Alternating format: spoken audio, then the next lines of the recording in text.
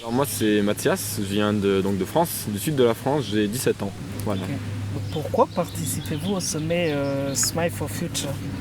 Mais déjà tout a commencé le 15 mars lors de la première grève donc pour le futur, grève pour le climat, Ok. où donc j'ai un peu anticipé, j'ai un peu créé un groupe local donc à Avignon, là où d'où je viens.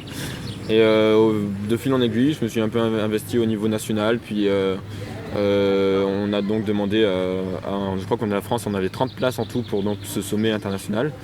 Ok. Et je me suis proposé, j'ai été accepté, donc voilà, je me retrouve ici. C'est toujours un plaisir de faire des événements dans ce style, c'est toujours bien. Ça redynamise, ça remobilise, que ce soit personnellement ou le groupe francophone ou de français qu'on est. C'est toujours très bien. Quelles sont vos attentes?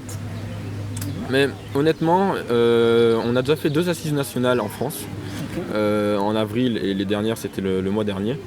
Donc on sait à peu près comment ça marche. Je m'attendais déjà à avoir le même type que les assises nationales, mais à l'échelle internationale. Avoir des choses, les plénières pour moi c'est important, mais c'est pas forcément ce qui fait avancer plus les choses, parce qu'on n'a pas forcément tous notre mot à dire. C'est un peu difficile de discuter quand on est vraiment tous là à écouter quelqu'un qui parle.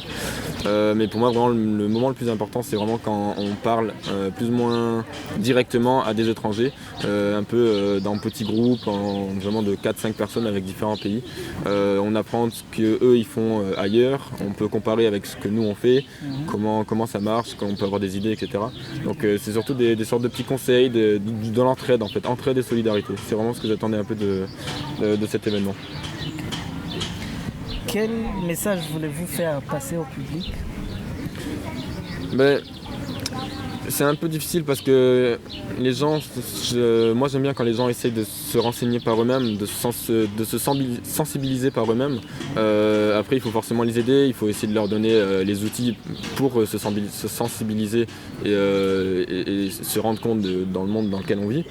Mais juste le premier pas à faire c'est vraiment tout ce qui est les petits pas, tout ce qui est gestes du quotidien, ne pas jeter les déchets par terre dans la nature, quand on a fini sa cigarette, on la met à la poubelle, on ne la jette pas par terre. Il y a des petits gestes du quotidien importants.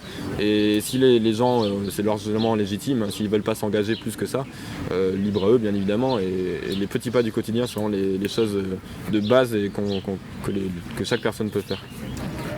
Merci Voilà. beaucoup. Merci. Merci.